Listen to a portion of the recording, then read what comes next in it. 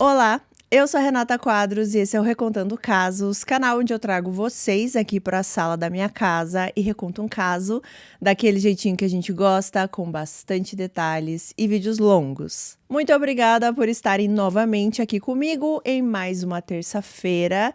Eu espero que vocês tenham gostado do vídeo de quinta, né? Um vídeo extra, que na verdade não é bem extra, né?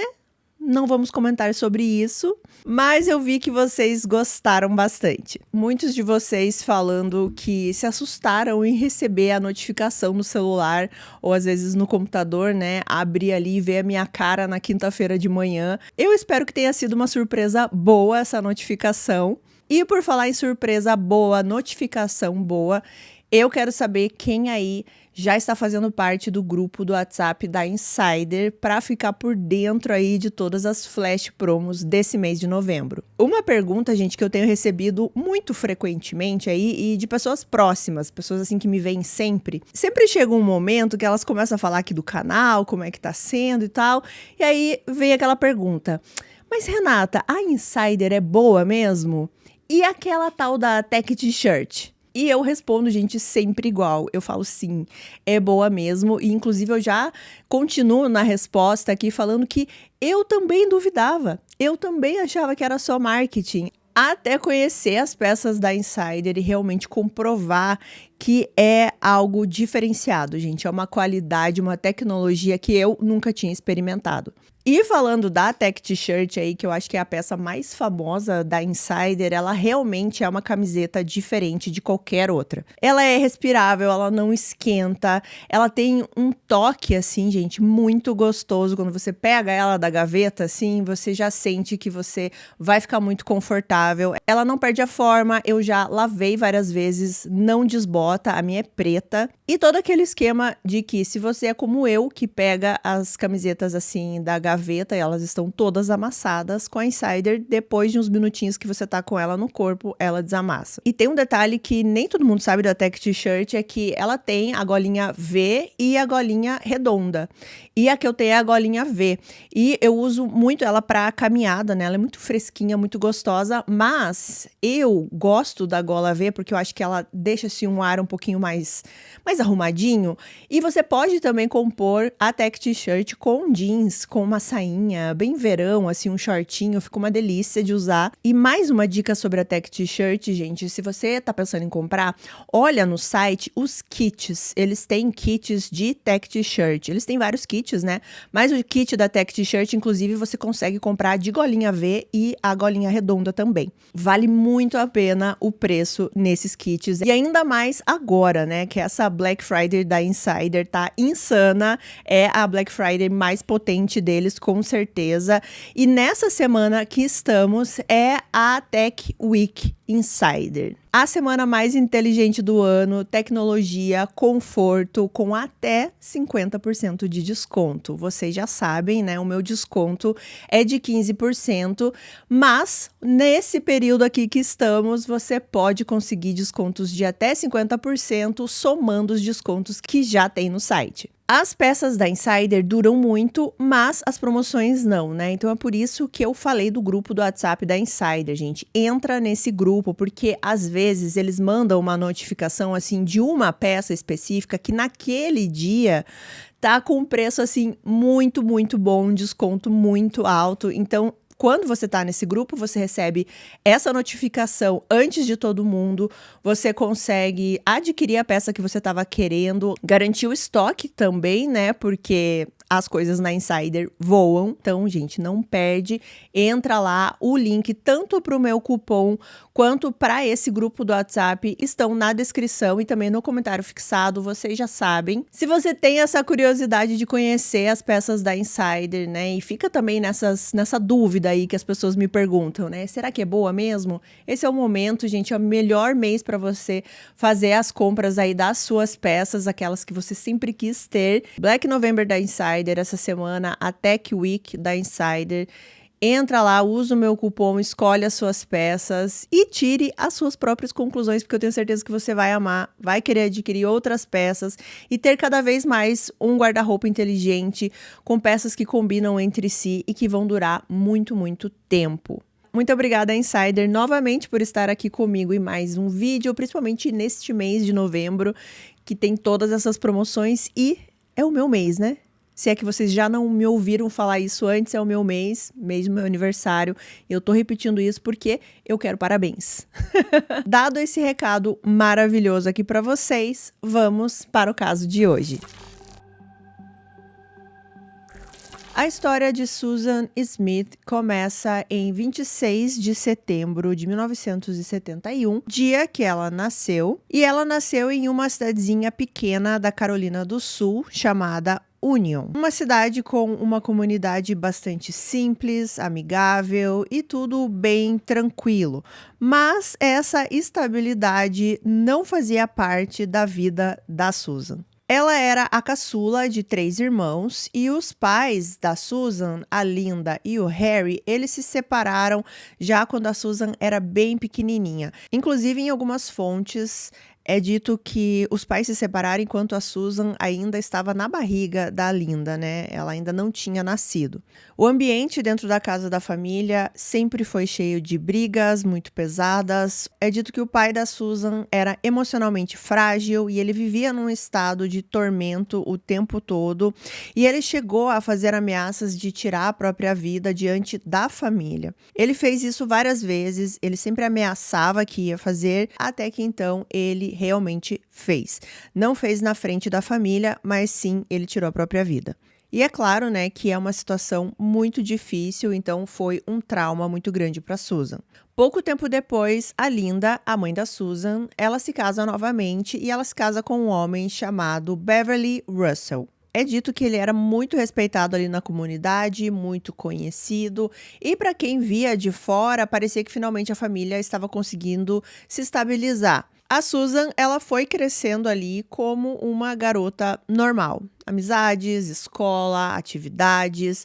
Mas quando ela entrou na adolescência, algo muito terrível começou a acontecer com ela, porque ela passou a ser abusada por esse padrasto. Chegou no momento que a Susan tomou coragem e falou o que estava acontecendo na escola. E obviamente que o conselho ali da escola foi falar com a mãe da Susan.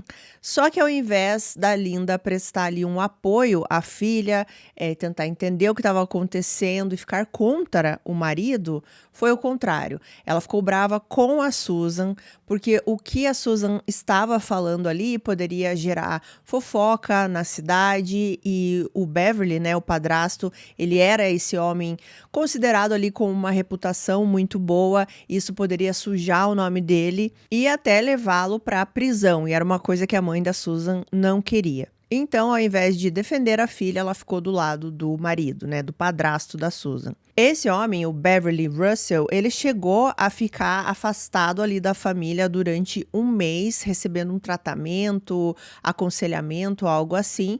Mas depois ele volta a morar na casa, inclusive com a Susan, e os abusos também retornam. E por fora, as pessoas que conheciam a Susan nesse momento aqui, descreviam ela como sendo uma garota normal, simpática, educada, ela participava, né, das atividades da escola, mas por dentro, a Susan não se sentia como uma garota comum, uma garota normal. Ela vivia uma avalanche interna, baixa autoestima, tristeza constante, sensação de estar sozinha, e ela começou a ter vários episódios depressivos. O emocional da Susan estava totalmente devastado. É dito que, inclusive, nessa época aqui, ela tentou tirar a própria vida com alguns comprimidos. E quando a Susan tinha ali por volta dos 19 anos, ela começou a trabalhar num supermercado local e lá ela conheceu o David Smith. Os dois se conheceram ainda adolescentes, né, trabalhando nesse supermercado. O David, ele trabalhava na parte do estoque e também recolhendo os carrinhos do supermercado que ficavam no estacionamento, e a Susan, ela era a caixa. Começou como aquele ambiente de trabalho, uma amizade que eles sempre conversavam, né, ficavam se vendo ali todos os dias, né, porque eles trabalhavam juntos. E aí começou a virar uma convivência um pouco mais íntima, né? As conversas ficaram mais frequentes e eles começaram a gostar um do outro. Segundo o próprio David, eles curtiam as mesmas coisas, parques de diversão, música, programas mais tranquilos também. E era aquela relação adolescente que começou de uma forma leve ali no trabalho e virou realmente algo muito maior, porque eles começaram a namorar, eles estavam completamente apaixonados e muito jovens e queriam realmente construir uma vida juntos. E foi isso que aconteceu, porque não demorou muito para Susan engravidar. Então, quando ela estava grávida, foi quando eles decidiram oficializar essa relação e eles se casaram. Eles se casaram em 15 de março de 1991 e o primeiro filho, o Michael, nasceu poucos meses depois, em outubro de 1991. Em 1992, o casal comprou a primeira casa deles e era aquele início de algo novo, né? Eles morando em um imóvel que era deles. E no ano seguinte, em agosto de 93, o segundo filho do casal nasceu, o Alex. O David, ele sempre descreveu o Michael, o primeiro filho, como uma criança mais sensível, um pouco mais tímida, enquanto que o segundo filho, o Alex, era o mais agitado, mais travesso, cheio de energia. E o David, ele era completamente apaixonado pelos dois. Só que nada era tão perfeito na relação dos dois, porque mesmo antes do segundo filho nascer, o casamento já se mostrava bastante tumultuado. Isso porque desde o início ali do relacionamento deles havia infidelidade. É dito nas fontes que começou com a Susan sendo infiel e o David chegou até a buscar uma vez a Susan num parque quando ela estava com outro cara lá aos beijos. Mas depois também começou a ter infidelidade do lado do David. Ele também começou a sair com outras pessoas. Então eles tinham várias discussões sobre isso, muitos ciúmes. Aí existiam essas traições, daí eles resolviam começar do zero, eles voltavam, mas não durava muito. Então eles terminavam, voltavam, terminavam, voltavam. E aí, conforme os filhos foram nascendo, né, primeiro o Michael, depois o Alex, sempre tinha esse motivo também que eles alegavam para voltarem e ficarem juntos e tentarem novamente, né? Eles queriam que funcionasse por causa dos filhos. Quando o segundo filho nasceu aqui, né, em 1993, nenhum dos dois trabalhavam mais naquele supermercado que eles se conheceram, né? A Susan, ela trabalhava em uma empresa muito conhecida ali na cidade, uma empresa têxtil.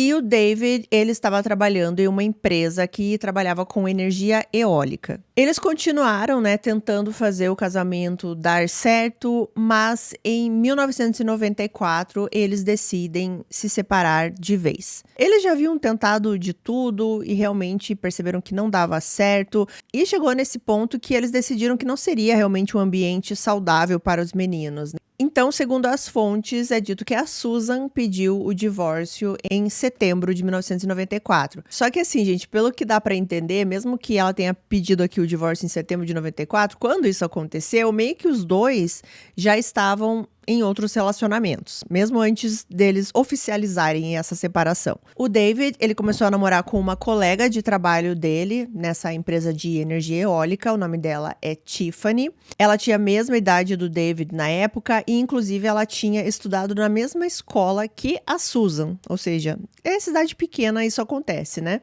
E a Susan, ela estava saindo com um homem chamado Tom Finlay. E esse Tom, ele era o filho do diretor da empresa que a Susan estava trabalhando, que era aquela empresa têxtil. O Tom, ele vinha de uma família muito influente, ele tinha aquele perfil do filho do dono da empresa, né? Que você sabe que vai ter um futuro confortável pela frente. Ele era conhecido por todo mundo, várias garotas queriam sair com ele. E ele era totalmente diferente do mundo ali da Susan, né? Do mundo que ela vivia ali com o David. Então, eles estavam ali meio que tendo esse relacionamento. Não era bem um namoro, tá? Era mais assim, estavam saindo juntos. Mas uma coisa que as pessoas concordavam sobre o casal aqui, a Susan e o David, que agora não eram mais o casal, né? Mas uma coisa que todo mundo concordava é que os dois, eles eram muito amorosos com os filhos. Apesar das brigas entre eles, as traições, Com os filhos era algo totalmente diferente. Os dois eram muito carinhosos e sempre prestavam muita atenção nos meninos. A Susan, principalmente, era muito elogiada aqui nessa época pela paciência que ela tinha, pela atenção e pela presença constante na vida ali dos dois filhos. E a gente chega então em outubro de 1994, um mês depois aqui da separação oficial, digamos assim, da Susan e do David. Nessa época que a Susan estava com 23 anos, o David com 25 e os meninos, né, os filhos, o Michael estava com 3 e o Alex com 1 ano e 2 meses. E na noite de 25 de outubro de 1994, ia tudo normal, tudo tranquilo como sempre. Mas à noite, pouco antes das 9 da noite, a rotina ali daquela cidade tranquila ia mudar tragicamente. A Susan, ela apareceu por volta desse horário aqui, 9 da noite mais ou menos, na casa de uma mulher. Essa mulher era completamente desconhecida da Susan, ela se chama Shirley MacLeod. Ela bate na porta da Shirley, ela estava muito nervosa, muito histérica. Tanto que quando a Shirley abriu a porta, ela nem conseguia entender o que a Susan estava falando. É dito que a Susan não conseguia respirar direito, então ela também não conseguia falar.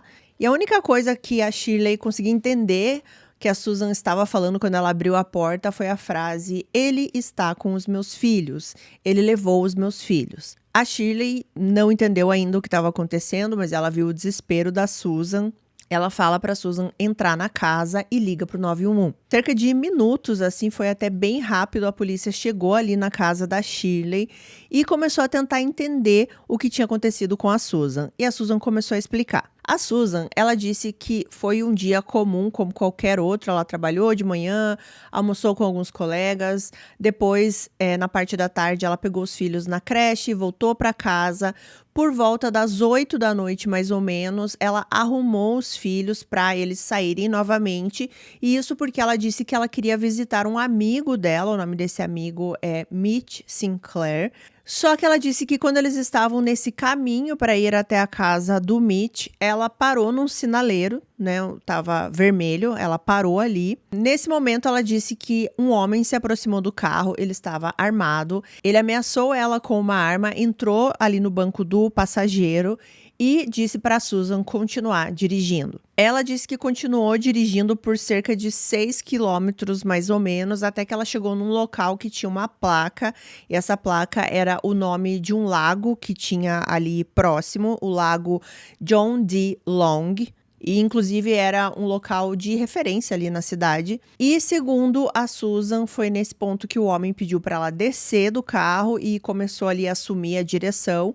A Susan ficou em pânico porque os filhos estavam no banco de trás. Ela começou a implorar para esse homem para que ela pudesse tirar os filhos, levar os filhos embora. E é dito que esse homem olhou para Susan e disse: "Eu não tenho tempo para isso." Depois disso, o homem começou a dirigir, acelerou o carro e desapareceu assim na escuridão com os 2 filhos da Susan no banco de trás. A Susan disse que ficou em choque por alguns segundos ou talvez minutos, e aí ela começou a correr, e foi quando ela viu a única casa que tinha uma janela assim com a luz acesa, e era a casa da Shirley, e ela pediu ajuda e chamou a polícia. Outra informação que a Susan já deu de cara aqui para a polícia foi a descrição desse homem. E ela disse que era um homem negro, por volta de 30 a 40 anos, e ele usava um gorro de tricô. O David, então, é avisado do que tinha acontecido. Ele recebeu a ligação ali da polícia pouco depois das 9 da noite. Ele vai correndo para onde a Susan estava,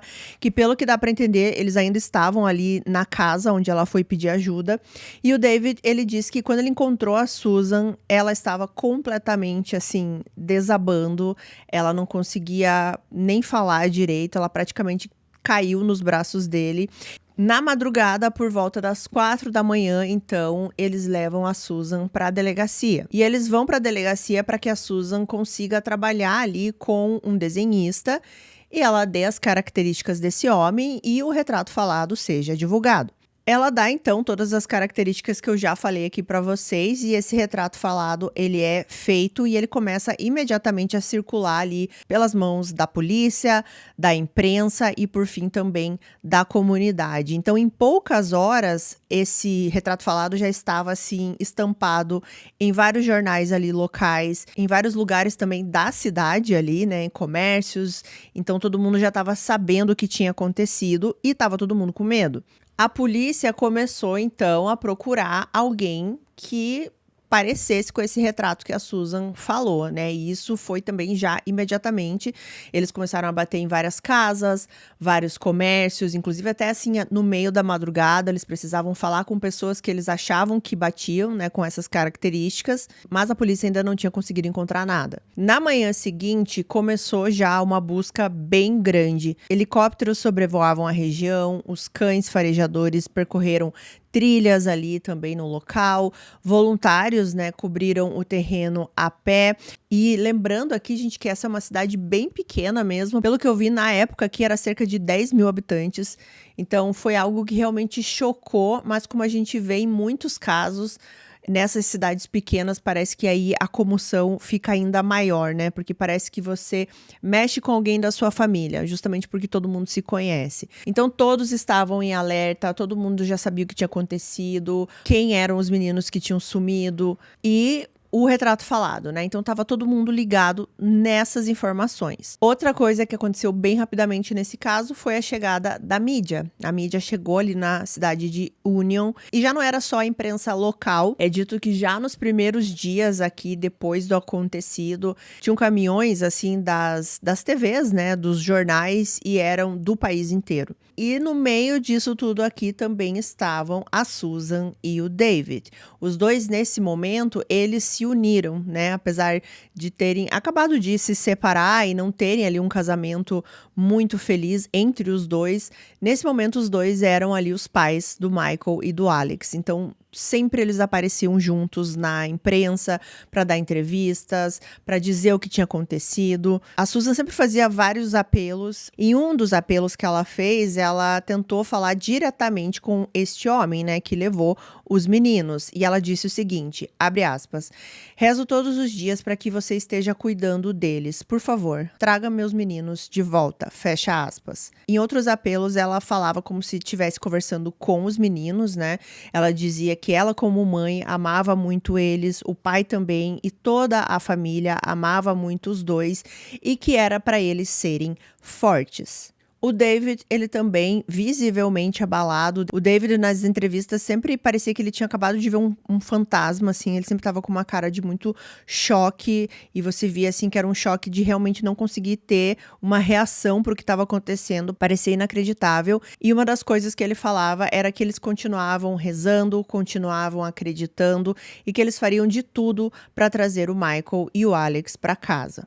Bom, os investigadores aqui do caso, eles começaram meio que pelo óbvio, que era tentar entender a dinâmica ali da família, né? As pessoas que conheciam o Michael e o Alex. E, de repente, se esse evento que aconteceu aqui não era, assim, algo aleatório. Se tinha alguma coisa a ver, se era alguém que queria punir a família por algum motivo.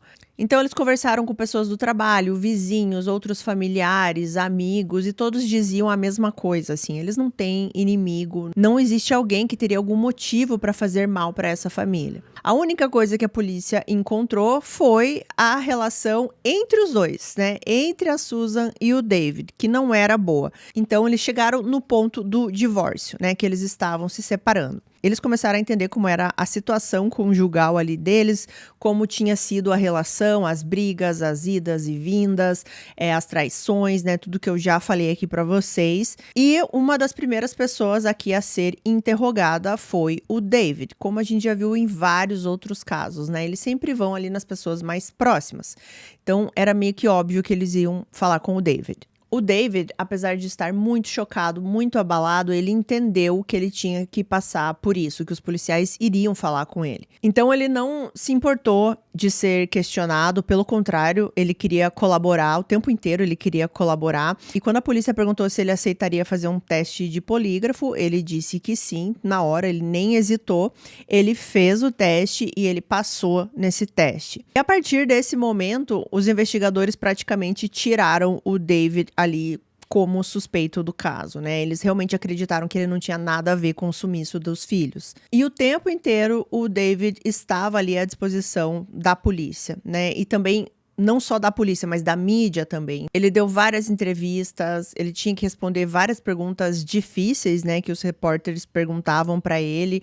Ele sempre estava disposto ali a tomar essa frente pela família, pelos meninos. E a Susan, ela também passou pelo polígrafo aqui já no início das investigações. Só que a Susan, ela estava muito exausta emocionalmente. Ela estava drenada, é meio óbvio, né, pelo que ela passou. Mas mesmo assim, ela aceitou também fazer o teste. E os profissionais ali que estavam aplicando o teste na Susan, eles tentaram criar um ambiente o mais calmo possível para ela, mesmo sendo difícil, né, porque era evidente que ela estava muito nervosa, muito inquieta e estava muito traumatizada com o que tinha acontecido.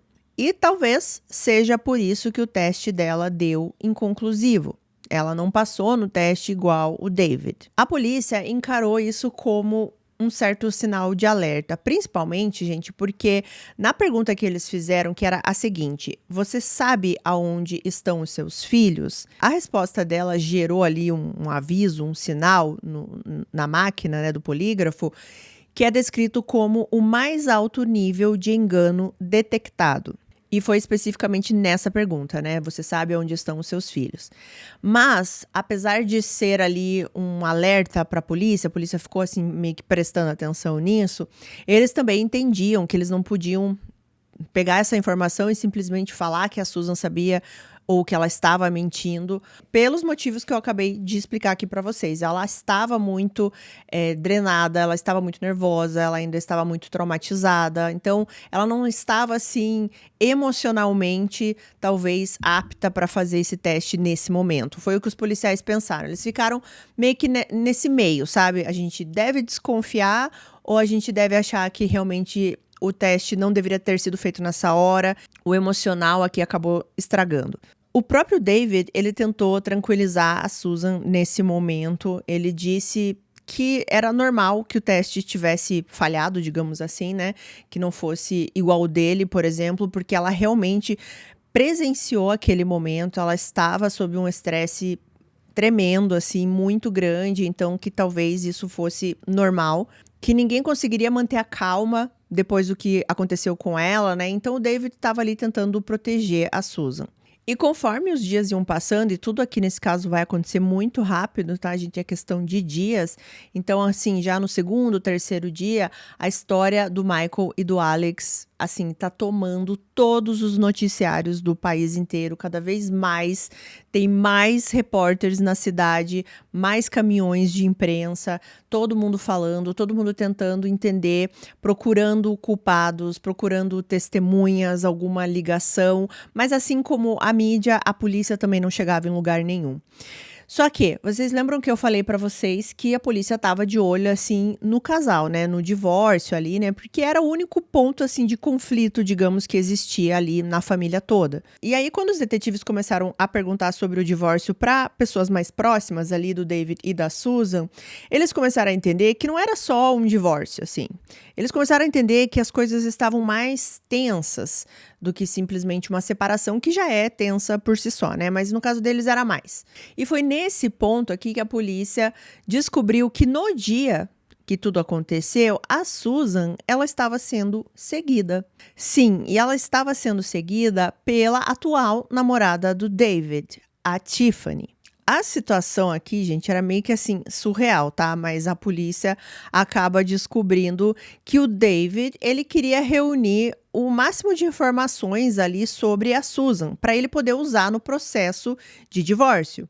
E a Tiffany, né, namorada do David, ela estava disposta em ajudar. Então, ela falou pro David que ia começar a seguir a Susan, assim, ocasionalmente, uma espécie, assim, de uma detetive particular improvisada, justamente para ver o que a Susan estava fazendo, onde ela estava indo, com quem ela estava saindo, como ela estava tratando os meninos. Era meio que essa a ideia. E justamente no dia 25 de outubro, que foi o dia que tudo aconteceu, a Tiffany estava nessa função de detetive. Ela disse que começou a seguir a Susan quando a Susan saiu do trabalho. Ela falou que a Susan saiu do trabalho, pegou os meninos na creche, fez algumas paradas assim para comprar alguma coisa, de repente para os meninos, não se sabe exatamente, e depois levou os meninos para casa. Ela se lembra de ver a Susan tirando os meninos do carro, colocando dentro de casa.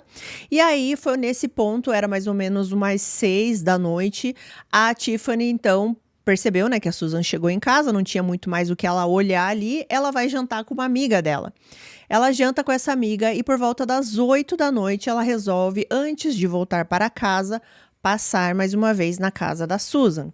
E foi nessa hora que ela passa na casa da Susan que ela viu que o carro não estava mais lá, ou seja, ela tinha saído. Então foi quando a Tiffany resolveu ir para casa, né? Não tinha mais nada para ela investigar. Ela não podia imaginar que cerca de 1 hora depois a Susan ia aparecer desesperada, batendo na porta daquela mulher, né, da Shirley, dizendo que um homem tinha levado os filhos. Para a polícia, o que eles descobriram foi importante, não porque eles desconfiassem da Tiffany ou algo do tipo, mas porque ajudou a montar certinho a linha do tempo.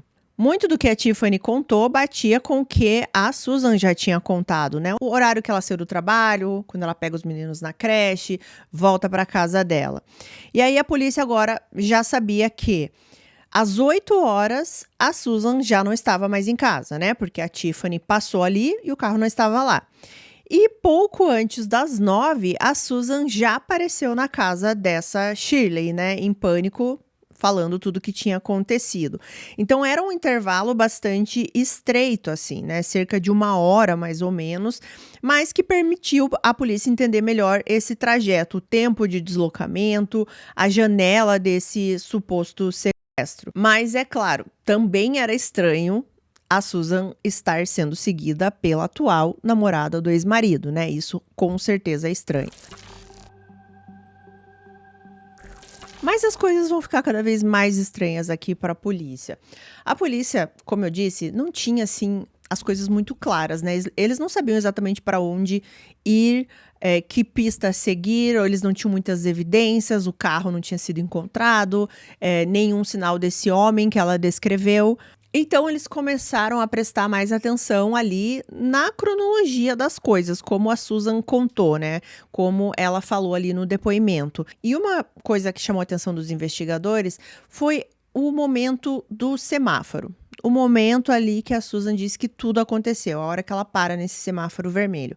Ela contou que quando ela parou, não tinha ninguém ali ao redor, era só o carro dela. Não tinha outros carros, ninguém viu o que tinha acontecido, né? Não tinha testemunhas.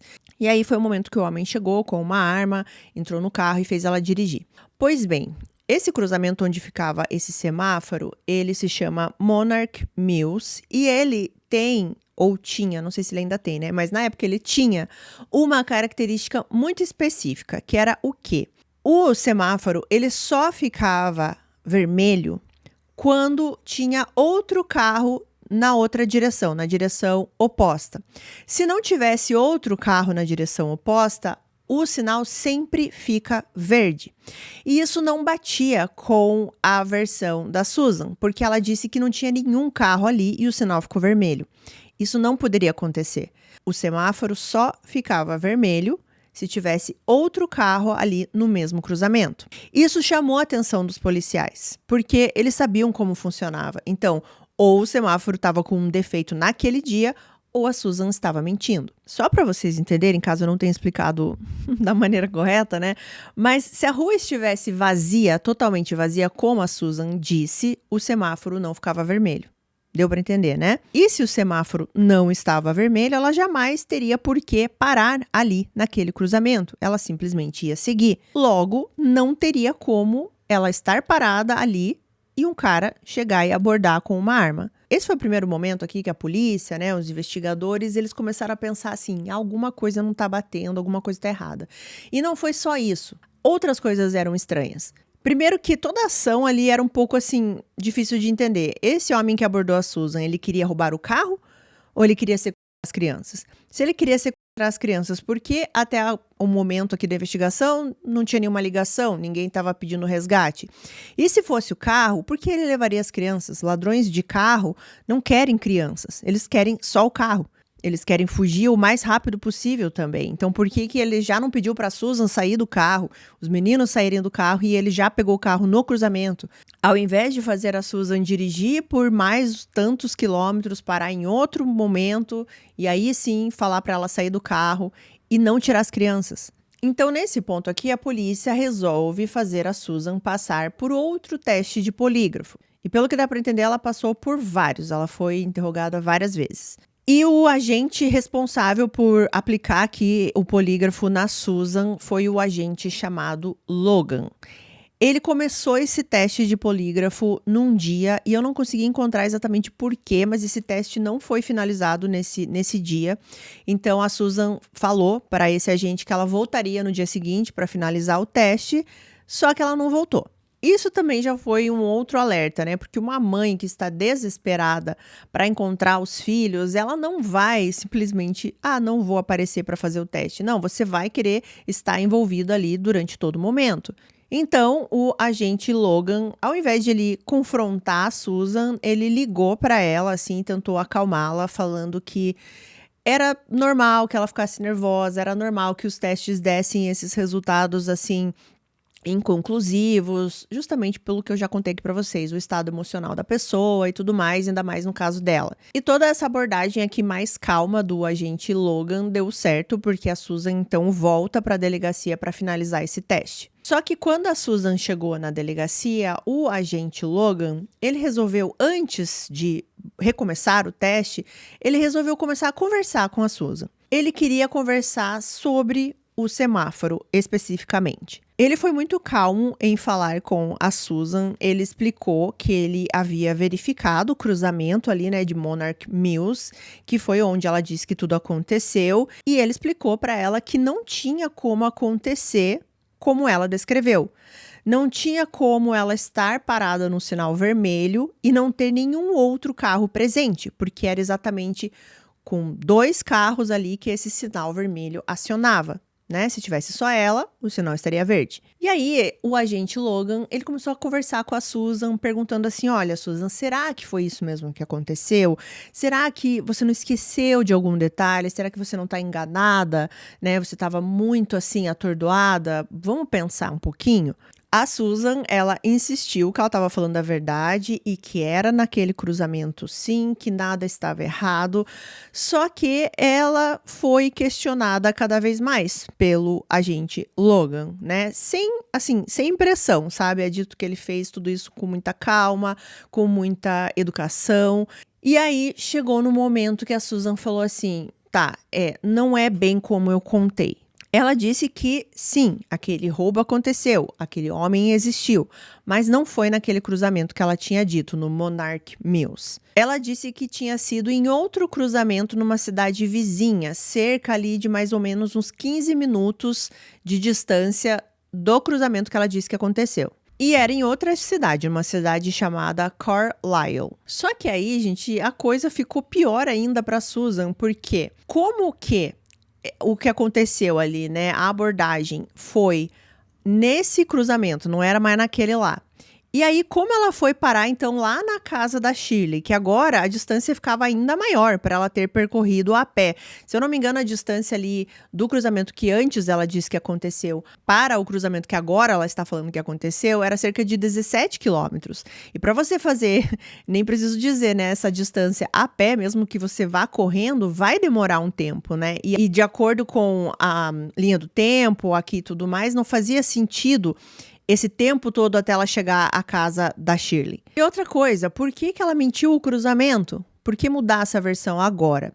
Bom, a Susan tinha uma resposta. Ela disse que quando ela era adolescente, ela tinha tido um caso com um homem casado na cidade de Carlisle, que é essa cidade que agora ela está falando que aconteceu tudo.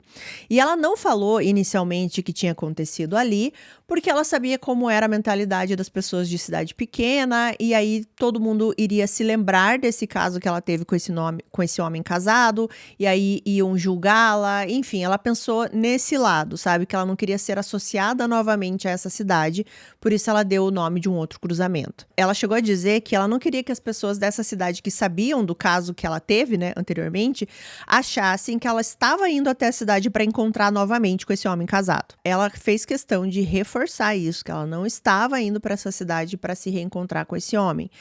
Mas ela admitiu sim que ela mentiu o local. Bom, depois dessas revelações, dessa conversa, eu não consegui informações se ele terminou esse polígrafo com ela nesse dia. Mas, como eu falei pra vocês, pelo que dá pra entender, ela foi submetida ao polígrafo algumas vezes. Mas, enfim, depois desse dia aqui, o agente Logan fala pra Susan assim, olha, vai pra casa, escreve num papel tudo o que aconteceu, a verdade. Agora, essa versão nova aqui, escreve num papel e amanhã você volta aqui na delegacia. E aí, gente, eu nem preciso dizer, né, que esse agente aqui, toda a polícia que já estava sabendo que ela mudou a versão, o esquema do semáforo, eles já estavam desconfiados da Susan. E aí eles começaram a perceber outras coisas. Na verdade, algumas coisas já tinham até aparecido antes, mas acho que agora que veio com toda a força. E era o comportamento da Susan, principalmente em frente às câmeras. Alguns detetives, alguns investigadores ou agentes da polícia, às vezes, que acompanhavam os dois ali, né? O David e a Susan, para fazer uma coletiva, para dar entrevista, enfim, eles percebiam algumas coisas. Por exemplo, teve uma ocasião em especial, assim, que antes de efetivamente ligarem as câmeras, assim, para eles entrarem ao vivo ou para fazer a gravação, o David, ele sempre estava do mesmo jeito. Ele sempre estava abalado, atordoado, com um olhar perdido, como eu falei, parecia sempre que ele estava vendo um fantasma, sempre emocionado. E a Susan, não. A Susan, ela tinha um comportamento antes de ligarem as câmeras e mudavam quando as câmeras estavam efetivamente gravando ou transmitindo ao vivo. Teve um episódio específico que um dos policiais disse que percebeu, assim, que logo que ligou uma luz muito forte, assim, né, nos dois, e eles iam gravar, a Susan, ela meio assim que dá uma risadinha e olha pro David como se ela estivesse falando assim, nossa, a gente tá na TV, sabe, assim, aquela, como se fosse uma situação comum, assim, que você fica até meio envergonhada que ligaram a câmera, não parecia uma situação de uma mãe desesperada. Eles começaram a perceber também que muitas vezes a Susan parecia estar chorando, mas não tinha nenhuma lágrima. Era um choro que parecia forçado. E eu analisando, né, eu vi alguns trechos que, se eu conseguir, eu vou colocar aqui, mas às vezes vocês sabem que dá direitos autorais, então eu não consigo. E aí vocês podem assistir no YouTube. Mas tem uns momentos assim que ela vai falar e eu acho que ela tenta chorar. E daí acaba até parecendo uma risada, assim, sabe? Uma risada mais curtinha, assim. Então é muito estranho de ver e os policiais começaram a perceber isso também. I want to say to my babies that your mama loves you so much and your daddy, these whole families love you so much. And you guys have got to be strong. Os policiais, então, eles começaram a comentar isso entre si, né, que algo não batia. A história começou a mudar, né, a versão dela começou a mudar e o comportamento dela destoava completamente do David, né? Era um pai e uma mãe ali vivendo o mesmo pesadelo, mas os comportamentos eram totalmente diferentes. E as desconfianças, assim, eram ainda só desconfianças dos policiais, né? Eles não podiam acusar a Susan de nada, eles não podiam ainda dizer o que aconteceu, mas obviamente, né, que as suspeitas começaram a crescer. E aí a gente chega no 9º dia de buscas. Nesse dia, assim, tudo começou como todos os outros dias, né? Os voluntários continuavam entregando panfletos, fazendo buscas, a polícia também, tentando descobrir quem era esse homem do retrato falado, tudo isso continuava.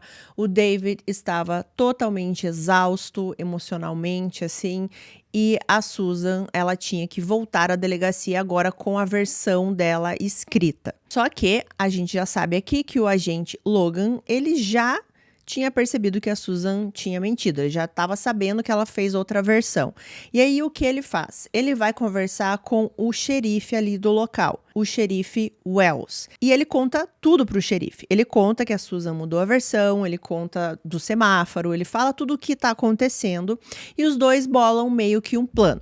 Eles sabiam que ela estava mentindo, eles só não sabiam o que exatamente. Então eles queriam confrontá-la, mas seria de uma forma assim, meio que enganando a Susan. Então, nesse 9º dia aqui de buscas, né, do caso, a Susan chegou na delegacia com essa nova versão dela escrita à mão. Ela chegou para o agente Logan e disse que estava se sentindo melhor, que agora ela sabia o verdadeiro local ali onde aconteceu o roubo do carro, mas que ela continuava preocupada com o julgamento das pessoas quando descobrissem que ela estava mentindo. E preocupada também porque, ao admitir que ela estava naquela cidade que eu mencionei para vocês, né, poderia ser mal interpretada por causa do caso que ela teve lá com um homem casado quando era adolescente. Ela parecia nervosa, mas ao mesmo tempo ela parecia segura de si, assim, com essa nova versão dela. Então ela tá ali conversando com o agente Logan e é quando o xerife Wells entra na sala. Foi nesse ponto aqui que o agente Logan começa a contar a nova versão para o xerife, só que vocês se lembram? O xerife já sabe de tudo o que está acontecendo. Ele só se fez de surpreso aqui, como se ele estivesse sabendo agora aqui pela primeira vez, na frente da Susan. Então ele fica escutando ali a nova versão, né, dada pela Susan, ela dá todos os detalhes. E aí chega num ponto que o agente Logan, ele finge que ele recebeu uma ligação e ele sai da sala. Fica só, então, a Susan e o xerife Wells. E tudo isso já fazia aqui parte do plano dos dois, né? Tudo que eles iriam dizer para Susan já estava pré-determinado. Então, o agente Logan sai da sala e foi quando o xerife Wells começa a conversar com a Susan e começa a dizer para ela que a história que ela está contando ali, nesse cruzamento agora daquela outra cidade, não poderia ter acontecido. Porque essa região tinha suspeita de tráfico de drogas, entrega de drogas, e ela estava sendo monitorada o tempo inteiro, inclusive no dia e horário que tudo aconteceu. Então, não poderia ter acontecido um roubo ali sem ninguém da polícia que estava vigiando aquela região ter visto. Essa história toda aqui, gente, é uma completa mentira. Não existe vigilância 24 horas nessa rua, não existe tráfico de drogas, nada. Foi uma mentira que o xerife Wells aqui combinou com o agente Logan para falar para Susan. Eles queriam que a Susan desmoronasse. Eles queriam pegá-la em mais uma mentira. E foi exatamente isso que aconteceu, porque no momento que o xerife Wells começou a dizer para ela assim, não tem como essa história sua ser verdade, não tem como esse roubo, essa abordagem ter acontecido nessa rua e também não tem como ter acontecido no outro semáforo que você falou, foi a hora que a Susan começou a ficar extremamente nervosa. A Susan começou a chorar e esse choro veio assim, de repente, de uma forma bastante desesperada. Ela começou a soluçar muito, a respirar muito rápido e ela começava a dizer que estava muito envergonhada, muito constrangida e que ela não aguentava mais. É dito que nesse momento, então, ela olhou para o xerife Wells e ela estava tremendo muito e ela pediu a arma dele. E ela pediu a arma porque ela disse que ela queria acabar com tudo ali mesmo. O xerife Wells, durante todo esse tempo aqui, ele tá assim confrontando a Susan, mas ele não tá erguendo a voz, ele não tá sendo mal educado, ele não tá sendo ríspido, né? E nesse momento ele continua com essa abordagem. Ele começa a questionar a Susan assim, mas por quê? Por que que você quer acabar com tudo? O que que aconteceu? E aí a Susan diz a seguinte frase, abre aspas, você não entende, os meus filhos não estão bem, fecha aspas. E essa foi a primeira parte aqui da confissão da Susan. E depois que ela diz essa frase, ela começa a confessar e a realmente contar a verdade. Susan Smith diz que naquela noite de 25 de outubro de 1994, ela mesma tirou a vida dos 2 filhos. Ela colocou os 2 filhos no banco de trás do carro dela, dirigiu até um lago ali da região, acelerou o carro, saiu do carro e viu o carro descendo uma rampa, entrando no lago com os 2 filhos no banco de trás. Ela disse que a ideia inicial era ela tirar a vida dela junto com os filhos, ou seja, ela estar junto no carro quando ela acelerasse esse carro para dentro do lago. Mas ela disse que nos últimos segundos ela saiu do carro e deixou o carro afundar com os filhos dentro. O xerife Wells, ele disse que não conseguia assimilar o que ela estava contando. Ele só ficou calado e parado, tentando processar a gravidade do que ele estava sendo informado naquele momento pela Susan. O que, até então, o país inteiro acreditava ser um sequestro cruel era algo completamente diferente e infinitamente pior.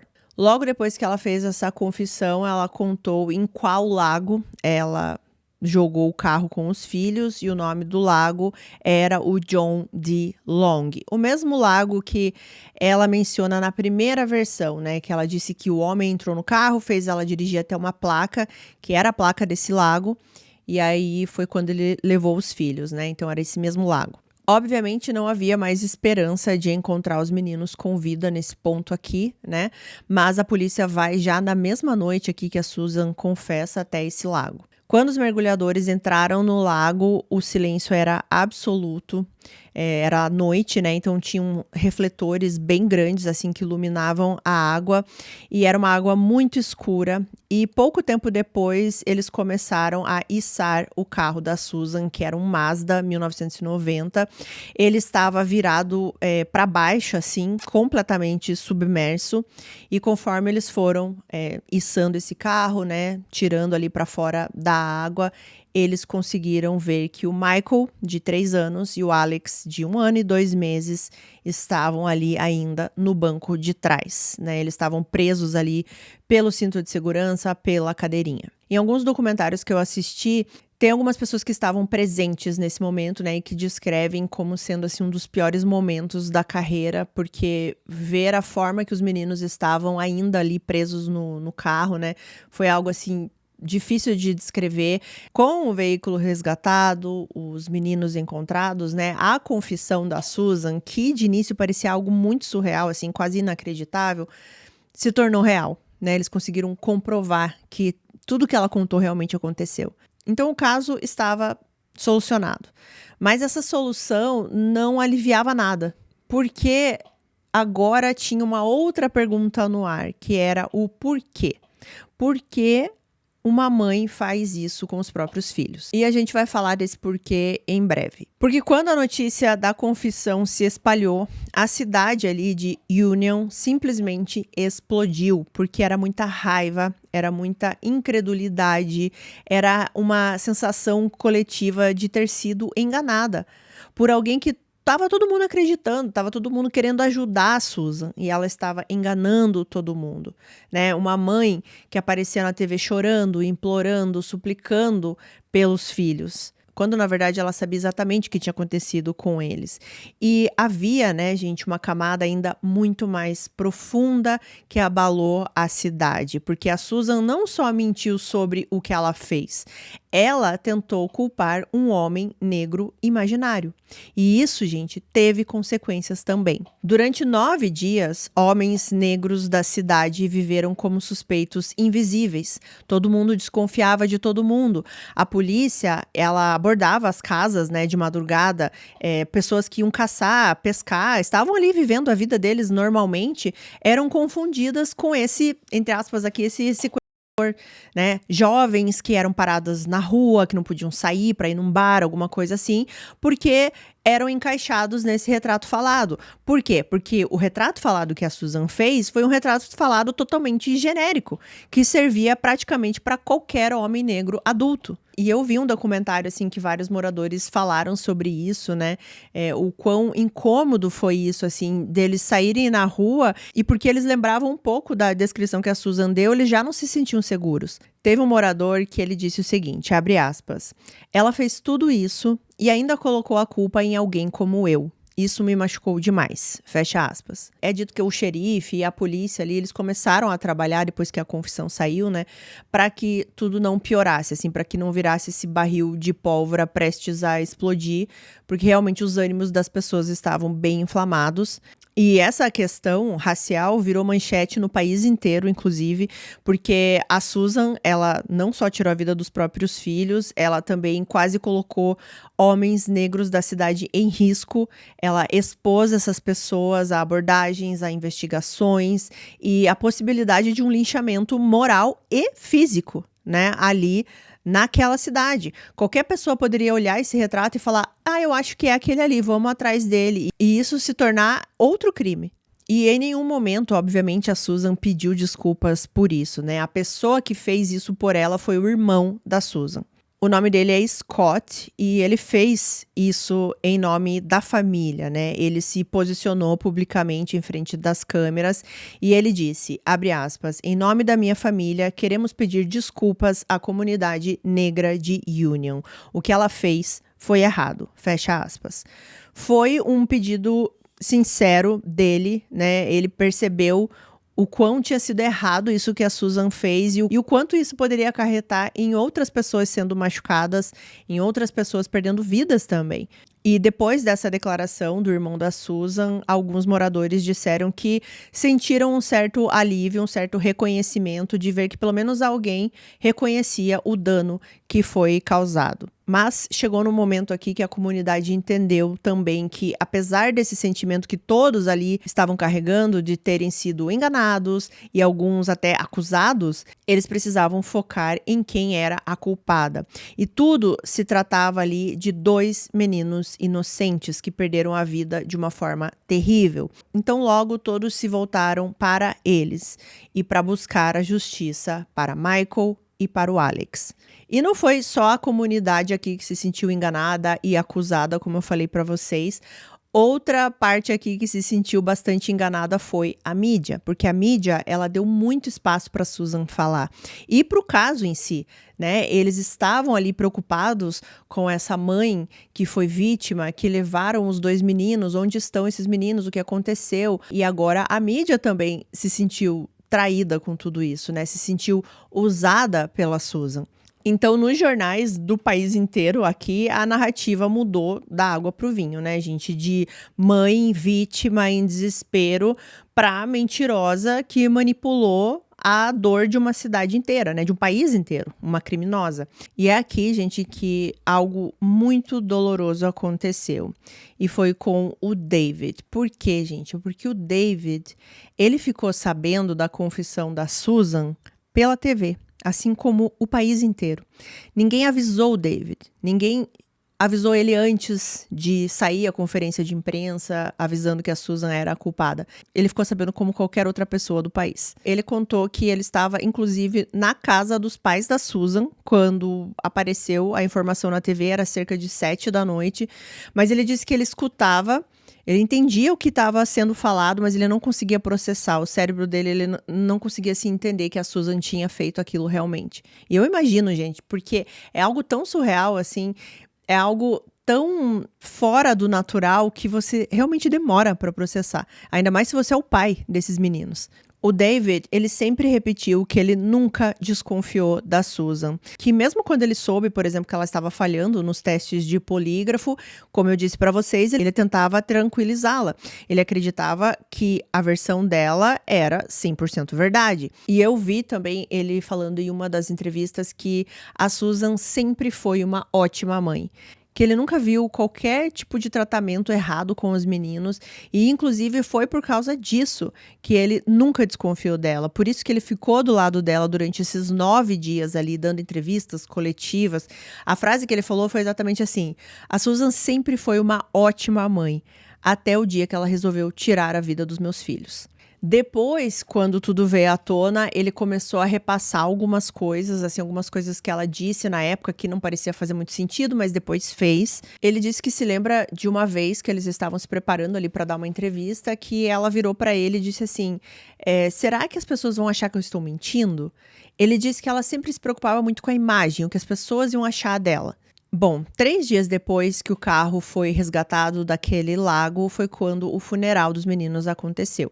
A cidade inteira se uniu ali como se fosse uma família gigantesca, né, para se despedir do Michael e do Alex. E era realmente como se a cidade inteira estivesse de luto. E no centro de tudo isso estava o pai, né, o David Smith. Ele estava carregando uma foto dos meninos, assim, presa no paletó dele, assim, né, do lado direito, se eu não me engano. E assim, gente, é muito difícil de ver a dor desse pai. Você vê realmente o quanto ele está sofrendo, é uma dor quase que palpável. O Michael e o Alex, eles foram enterrados ali no jazigo da família do David, e pelo que eu vi em uma reportagem, os dois foram colocados no mesmo caixão.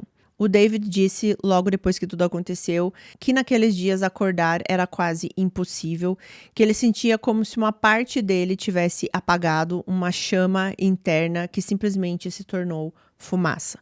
Uma coisa que o David disse em algumas entrevistas posteriores, que eu resolvi colocar aqui nesse momento, foi o seguinte, abre aspas, eles eram o motivo para eu levantar da cama, e quando eles se foram, era como se algo dentro de mim tivesse morrido também.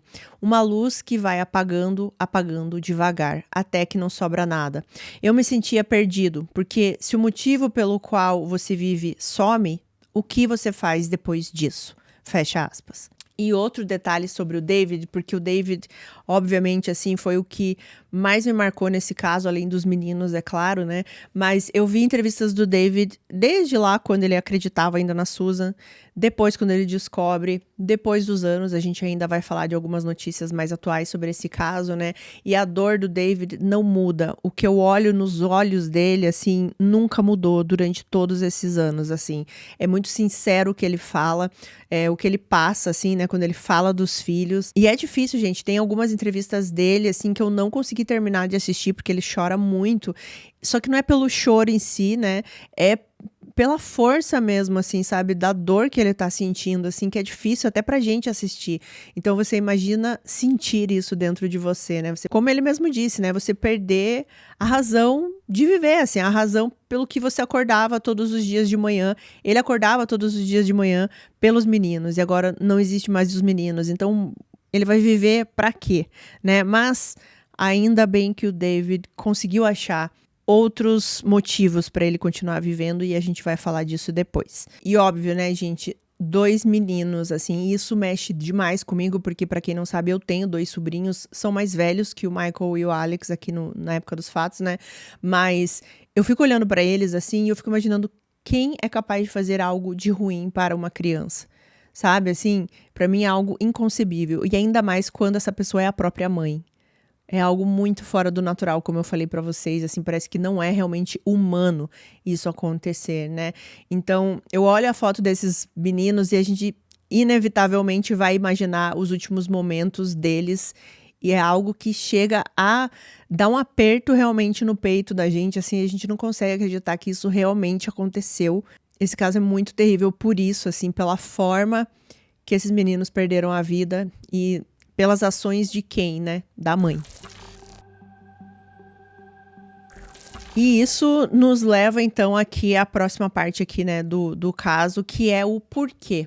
Por que a Susan fez isso? E assim, a Susan, ela nunca disse exatamente o porquê ela fez isso, assim. Existem as especulações, existem algumas evidências que fazem a gente pensar de uma certa forma.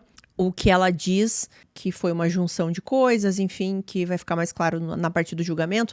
Mas para a gente entender aqui, tentar entender esse porquê que as pessoas acreditam que ela fez isso, vamos voltar um pouquinho na vida da Susan para a gente analisar alguns relacionamentos dela. Quando a Susan começou a trabalhar naquele supermercado, antes dela começar a namorar o David, ela tinha outros relacionamentos ali no mercado. Ela saía com vários homens ao mesmo tempo, ali, vários outros funcionários, e pelo menos um desses funcionários era casado. E parecia que a Susan, ela tinha, ou pelo menos estava começando a desenvolver aqui, uma necessidade dessa aprovação masculina. Ela precisava se sentir desejada, ela precisava dessa atenção vinda de outro homem. As fontes descrevem que naquela época já se percebia isso nela, sabe? Essa necessidade grande de atenção masculina, como se fosse uma validação, essa coisa de ser desejada, ser escolhida. E alguns psicólogos que estudaram o caso, posteriormente, falaram que esse padrão pode ter a ver com a história dela com figuras masculinas na infância. Por exemplo, né, o pai biológico que tirou a própria vida quando ela era muito criança, ou às vezes, como eu disse em algumas fontes, ela nem tinha nascido ainda. E depois um padrasto que deveria protegê-la, mas acabou se tornando ali outra fonte de trauma na vida dela, né? É dito também, gente, que ela sempre tinha essa ligação, assim, de um comportamento extremo sempre depois que terminava um relacionamento. Então é dito que ela tentou tirar a vida várias vezes depois que um relacionamento acabava. E ao invés dela processar isso, ficar um tempo de boa, ver o que ela poderia fazer ou se dedicar a ela já emendava em um outro relacionamento, como se sempre um fosse a cura pro outro, porque ela sempre estava precisando dessa atenção. Muitos desses relacionamentos eram com homens mais velhos, homens casados, ou que tinham uma relação assim de poder, por exemplo, um gerente, um chefe. E aí que a gente chega no Tom Feeling, que é o filho do dono da empresa que ela estava trabalhando quando tudo aconteceu, né? Aquela empresa têxtil.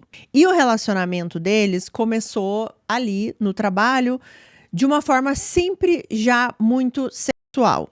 Pelo que dá para entender, a Susan, ela nunca tinha essa coisa assim de vamos se conhecendo, a gente gosta das mesmas coisas, e aí começa a se relacionar, e daí depois chega nessa fase. Não.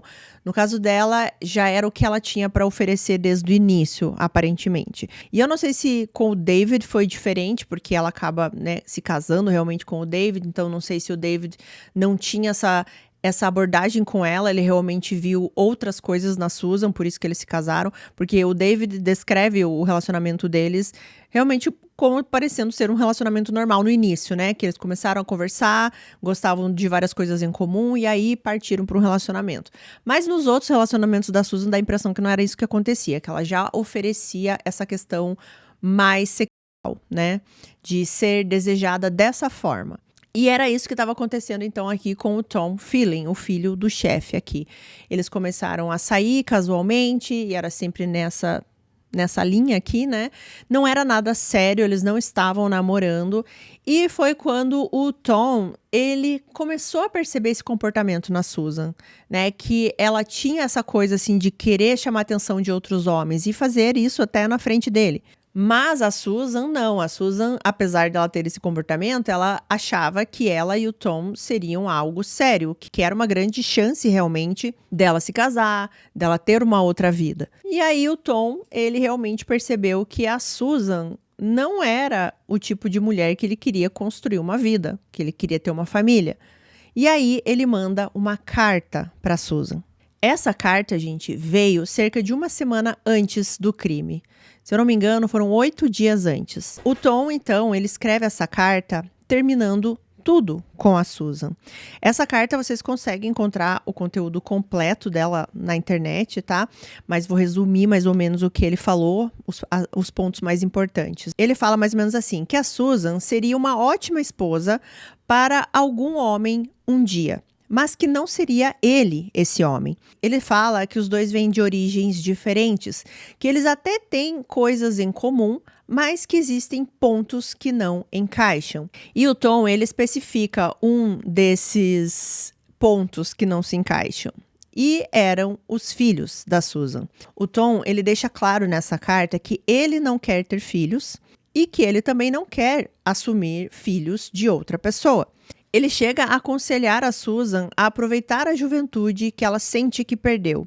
E ele termina com a seguinte frase, que ela precisava tomar as próprias decisões e lembrar que teria que conviver com as consequências dessas escolhas. Bom, é uma carta que para qualquer pessoa aqui seria uma situação difícil, né, de você ler ali, de você receber. Mas eu também penso assim que para uma mulher mãe, né, que está tentando ter um relacionamento com alguém e essa pessoa fala, eu não quero saber dos seus filhos, se você é uma mãe que se preze, você vai falar, então vaza daqui, né? Tchau e bênção pra você, não quero mais saber de você, porque você não vai querer estar com uma pessoa que não quer saber dos seus filhos, pelo menos eu penso dessa forma, né, gente? Mas pra Susan foi algo assim completamente trágico essa carta, porque foi basicamente ali a hora que ela percebeu que todos os planos que ela estava fazendo de repente ter uma vida maravilhosa com o Tom não iriam acontecer porque ela tinha filhos. Foi como se o mundo da Susan desabasse quando ela leu essa carta, assim. Segundo alguns relatos, ela ficou completamente obcecada com essa rejeição. E aí, gente, o que ela fez? Depois de receber essa carta, ela foi confrontar o Tom no trabalho. E algumas fontes dizem que, na tentativa dela falar pro Tom, assim, o quanto ela era uma mulher maravilhosa, o quanto ela era desejada, ela começou a falar com quantos homens ela estava saindo naquele momento. E pasmem, gente, ela fala o pai do Tom, ou seja, ela diz pro Tom que ela estava tendo um caso com o pai dele, que era o dono da empresa. Ela fala que ela ainda saía às vezes esporadicamente com o David, mesmo eles estando nessa de separação. Ela fala também, gente, agora pasmem, sentem na cadeira se não estiverem sentadas. Ela fala que ela estava tendo um relacionamento com o padrasto dela. Sim, gente, eu confirmei. Inclusive, isso é dito no julgamento. A Susan, eu não sei em que momento da vida dela, mas já adulta, ela retomou um relacionamento com o padrasto e esse relacionamento se tornou sexual.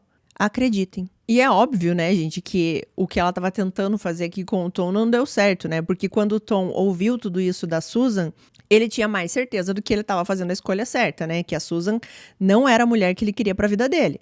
E, gente, eu já vou falar aqui nesse momento sobre essa questão do padrasto dela. É dito que ela declarou posteriormente que esses momentos que ela tinha com o padrasto, ai, gente, sério, se preparem.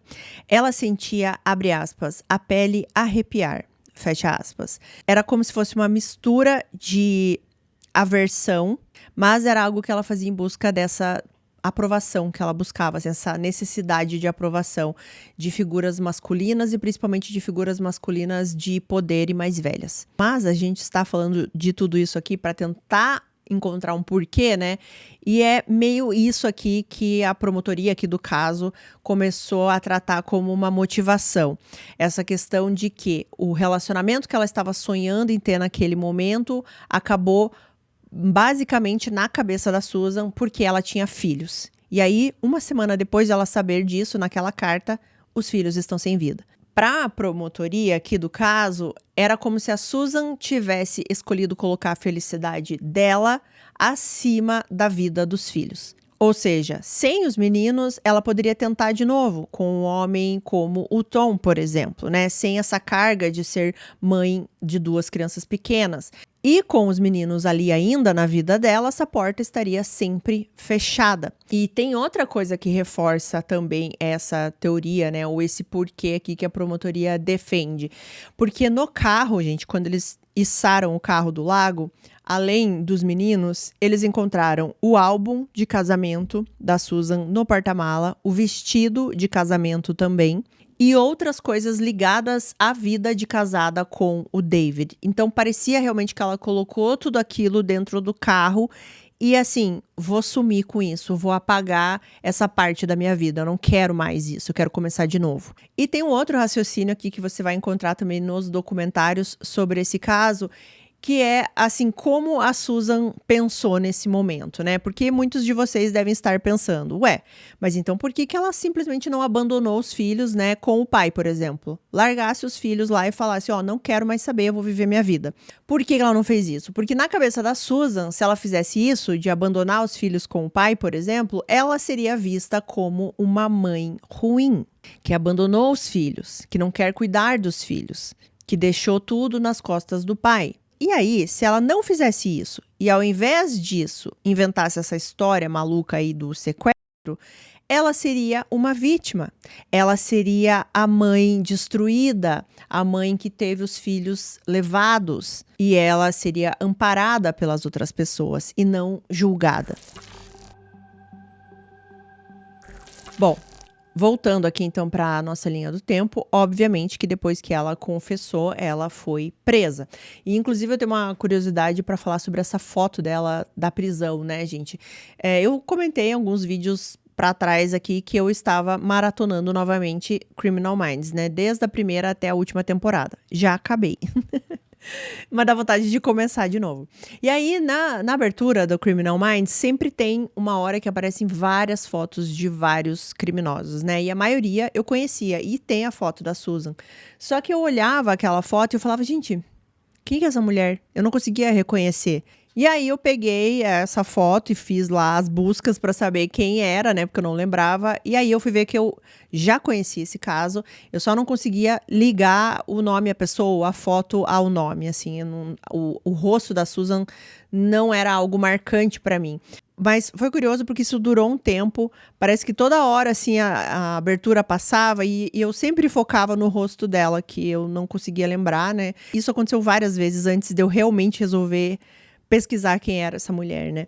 E aí que eu resolvi trazer o caso aqui pra vocês. Ele ficou na minha lista lá quando eu vi qual caso era, e foi tudo por causa da foto dela presa na abertura do Criminal Minds. Em janeiro de 1995, a Susan Smith foi levada ao tribunal do condado de Union e o promotor do caso, o Tommy Pope, ele anunciou que ele iria buscar a pena máxima, ou seja, a pena de morte. Ele deixou claro na época que desde o começo ele não queria acordo, ele não queria que ela se declarasse culpada em troca de prisão perpétua, ele queria que o júri escutasse tudo e decidisse se ela merecia viver ou morrer. E aí, né, gente, nos preparativos desse julgamento, vocês já devem imaginar como foi a imprensa, assim. Os hotéis, que eram poucos ali na região, estavam todos lotados com jornalistas, as ruas da cidade, e de início, aparentemente, ia ser um julgamento televisionado, mas aí o juiz decidiu que ele não queria câmeras dentro do julgamento, porque ele não queria que se tornasse um circo. Essas foram as palavras dele.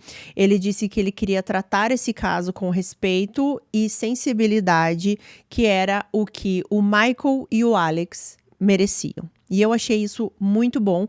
Eu sei que é legal também quando a gente tem um júri televisionado, né? A gente consegue ver várias coisas, várias declarações, mas a gente sabe também o quanto isso, se não for controlado, pode virar realmente um circo. E se eu não me engano, nesse caso aqui, eles até citaram o caso do O.J. Simpson, que foi realmente essa coisa maluca da mídia, né? E eles não queriam que fosse mais um caso parecido com o do O.J. Bom, o julgamento começou em julho de 1995 e aqui o importante não era decidir se era culpado ou não, né? Todo mundo já sabia quem era a culpada, ela tinha confessado, os meninos foram resgatados lá do lago.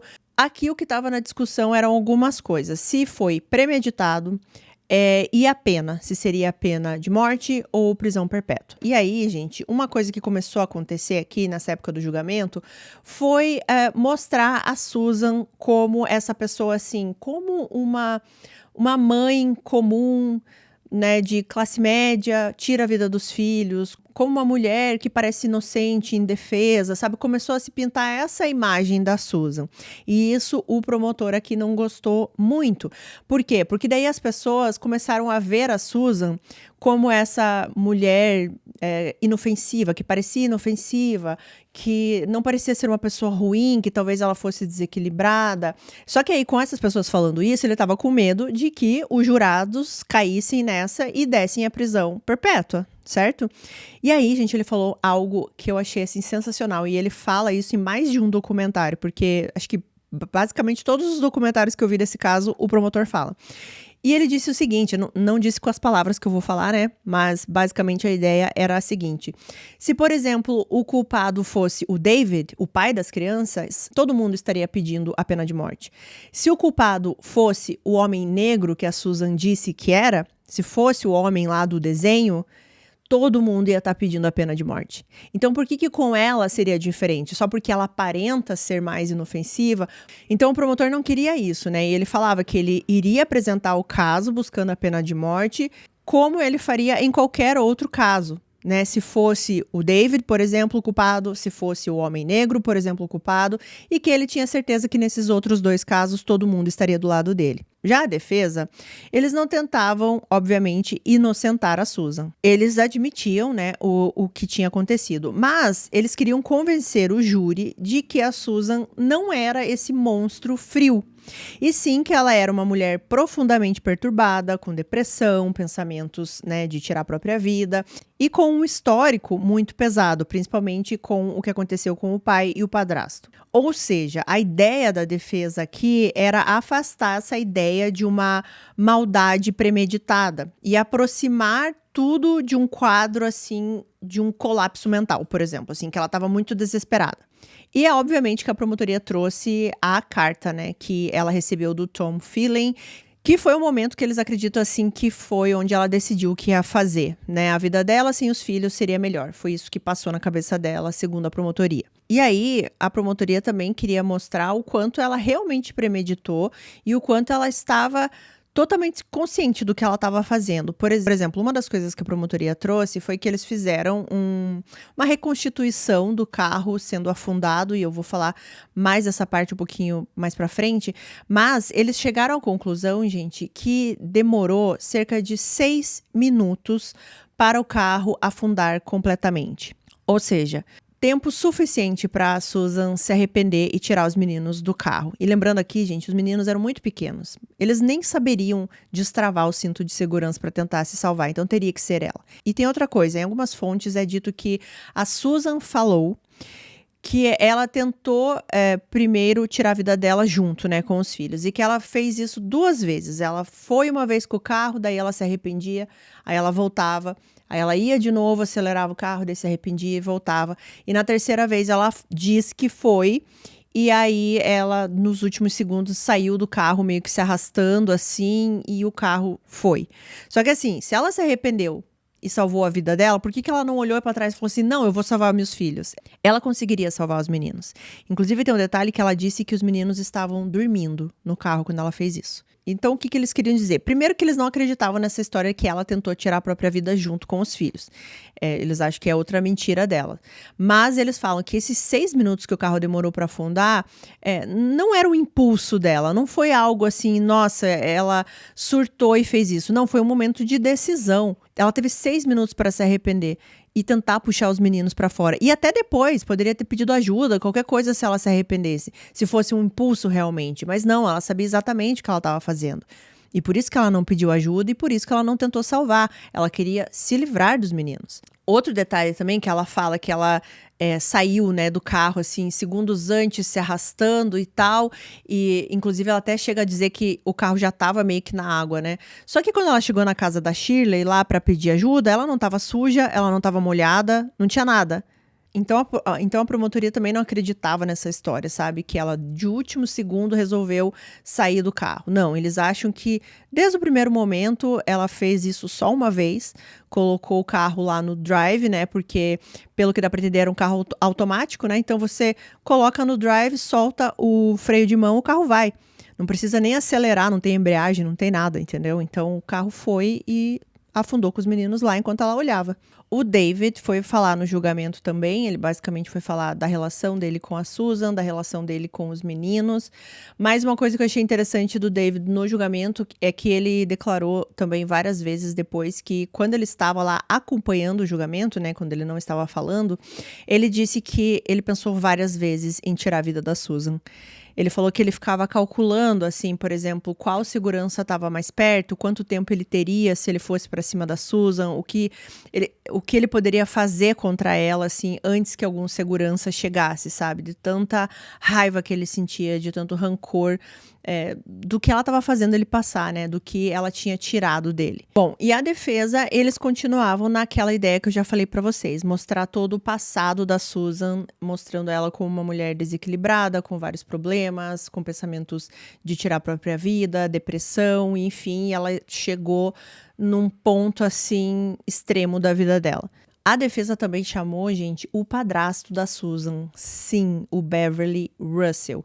E eles fizeram isso nessa tentativa de realmente mostrar como funcionava a cabeça da Susan, que não era algo normal, né? Porque quem que vai ter uma relação com o padrasto, sendo que esse padrasto foi o causador de um trauma terrível para ela na adolescência, que inclusive fez ela tentar tirar a vida algumas vezes. O Beverly Russell, o padrasto, ele admitiu que ele molestou a Susan quando ela tinha cerca de 15 anos e que continuou tendo esses encontros sexuais com ela depois dela casar e, inclusive, depois dela ter o Michael e o Alex. Eles mostraram também uma carta que o padrasto mandou para a Susan na prisão. Nessa carta, ele pedia desculpas por ter decepcionado ela como pai, dizendo que acredita que o fracasso dele, né, de não ter conseguido ser um bom pai para ela ou um bom padrasto, tem sim relação com o que aconteceu no dia 25 de outubro. Para a acusação, o depoimento desse padrasto é uma forma de tentar dividir a culpa pelo que aconteceu, sabe? Dar ao júri alguém para odiar também, além da Susan. Mas para a defesa, é uma tentativa de mostrar que tudo o que aconteceu não surgiu do nada, que ela é um produto de uma cadeia aí de violências que aconteceu na vida dela. Só que assim, gente, essa narrativa da defesa, de falar sempre da depressão, das tentativas de tirar a própria vida e tudo mais, foi um pouco assim questionada, inclusive pelo David. A promotoria trouxe o David para falar sobre isso também. E ele disse que ele nunca teve nenhum tipo de episódio nesse sentido com a Susan enquanto eles eram casados. Ela nunca se mostrou depressiva ou qualquer tipo de comportamento que a defesa estava falando que era natural dela. Bom, no dia 22 de julho de 95, o júri saiu para deliberar, para decidir não se ela era culpada ou inocente, porque como eu falei, todo mundo sabia que ela era culpada, mas, por exemplo, se ela seria culpada de homicídio em primeiro grau ou segundo grau. Mas, mesmo assim, depois de cerca de 2 horas, os jurados voltaram e declararam Susan Smith culpada de 2 acusações de homicídio em primeiro grau. Só que ainda não tinha acabado, porque agora viria a fase da sentença, né? Se ela seria condenada à morte ou à prisão perpétua. Nessa fase da sentença aqui, outras audiências aconteceram, né? O David também foi falar nessas audiências para trazer esse impacto emocional mesmo, falando dos filhos, das lembranças, como era a vida antes. E o David, claro, né, ele sempre mostrou a emoção genuína de um pai que perdeu os 2 filhos. Em alguns momentos, o juiz precisou interromper a sessão por alguns minutos, porque realmente era muito forte o que o David trazia ali. E aí, gente, veio uma parte muito, muito forte desse caso. O promotor, o Tommy Pope, vocês se lembram que eu falei que ele fez uma reconstituição ali do crime, né? Ele pegou um carro igual o da Susan, ele pegou sacos de areia e colocou em cadeirinhas e no cinto na parte de trás do carro, como se fossem os meninos. E ele colocou também, gente, uma câmera, e essa câmera ficou exatamente no banco de trás do carro, assim, onde estavam os meninos. E por que ele fez isso? Porque ele queria mostrar os últimos momentos dos meninos, basicamente foi isso. A ideia era realmente mostrar, assim, visualmente o que tinha acontecido dentro do carro. Porque você olhar de fora já era aterrorizante, mas você ver as imagens de dentro é muito pior. E esse vídeo, gente, realmente, assim, ele é bastante chocante porque ele chega a dar até uma sensação na gente de dificuldade de respirar. Porque o que acontece? O carro, quando ele cai no lago, ele começa a afundar na parte da frente, assim, ele quase que vai, assim, meio que reto daí para baixo, sabe? E aí dentro do carro tem essa câmera, então você imagina, assim, os meninos percebendo que o carro está afundando pela ponta, começa a ficar reto e você começa a ver a água chegando cada vez mais perto aqui do rosto, né, da onde está a câmera, até cobrir a câmera. Então essa água veio subindo lentamente, como eles falaram, cerca de 6 minutos mais ou menos, e eles estavam presos no cinto. E nesse momento que você está vendo o vídeo, você está ali, você não consegue sair, você sente essa sensação de dificuldade de respirar, porque a água está vindo cada vez mais próxima ali do teu rosto, digamos assim, entre aspas. E antes dessa gravação ser admitida ali na audiência de sentença, eles precisavam mostrar isso ali apenas para o juiz, para a defesa e para a promotoria, para eles decidirem se aquilo poderia ser usado ou não, né? Ou seja, os jurados não viram primeiro nada, né? Nesse momento que eles estão ali decidindo se vai ser usada ou não, o promotor, o Tommy Pope, ele conta nos documentários que estava todo mundo chocado com esse vídeo, todo mundo nessa sensação, assim, de que parece que está difícil de respirar. Mas aí ele começou a escutar uns barulhos e quando ele olha para o lado era a Susan. E a Susan estava escrevendo num papel, estava fazendo piadinha com o advogado dela, nem prestou atenção no vídeo, assim, sabe? Ou olhava o vídeo, mas não estava afetando a Susan. E aí ele conta que, como a gravação foi admitida para ser usada na audiência, quando eles estavam na audiência, ali já com outras pessoas, no local, os jurados e tudo mais, o vídeo foi passado, de novo, todo mundo ficou em silêncio, todo mundo chocado, e ele de novo começa a escutar um barulho. Só que aí, quando ele olha para a Susan está em prantos. Quer dizer, pelo menos fingindo que está chorando. E aí ele disse que nesse momento ele sabia com quem ele estava lidando, né? Porque quando estavam só eles lá na sala privativa, ela não precisava comover ninguém, ela não precisava fazer nenhum papel ali para convencer ninguém também. Então ela simplesmente não ligou para o que estava acontecendo. Mas ali na hora da audiência, sim, ali ela precisava desempenhar o papel que ela desempenhou durante todos os dias de buscas também, né? Fingir que tá chorando, fingindo que é uma mãe abalada, e aí sim ela fez esse papel. Bom, então no dia 27 de julho, o júri se reúne para decidir a pena. E 2 horas e meia depois eles voltam. Ela foi condenada à prisão perpétua, com possibilidade de pedir liberdade condicional após 30 anos. Alguns jurados explicaram posteriormente que eles não acreditavam na versão que ela disse que tentou também tirar a própria vida junto com os filhos, que eles não compraram a ideia de que tudo foi fruto de uma depressão ou de traumas, né? Mas que eles achavam que a pena de morte seria uma saída muito fácil para Susan. Na cabeça deles, viver o resto da vida com o que ela fez, de certa forma, seria um castigo mais longo e mais cruel.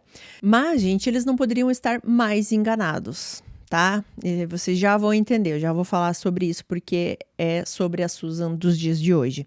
Mas aqui ainda voltando, o David, né, como ele reagiu a essa pena. Ele disse que sentiu uma mistura de coisas, ele disse que ficou decepcionado porque parecia que o Michael e o Alex não tiveram a justiça máxima, mas ao mesmo tempo uma parte dele entendia que a Susan teria que conviver com isso todos os dias e que isso também era uma forma de condenação. Do lado de fora, né, as pessoas ficaram divididas. Algumas pessoas pensavam dessa forma, né? É muito fácil tirar a vida dela. Outras pessoas achavam que ela teria que morrer. Um detalhe que foi lembrado pelo David, eu vi ele falando sobre isso num dos documentários, ele disse que depois que a sentença foi lida, que tudo finalizou, começou uma chuva muito forte do lado de fora. E que essa chuva, assim, foi rápida, sabe? Assim, choveu durante um tempo e aí quando eles saíram, já tinha sol de novo. E o David conta que como pai e como homem de fé, ele guardou isso como um sinal para ele, não de alívio, mas de que de alguma forma aquilo precisava terminar naquele dia. Ele menciona também em um dos documentários algo como se os anjos estivessem chorando naquele momento. E ele entendia que em algum momento ele teria que perdoar.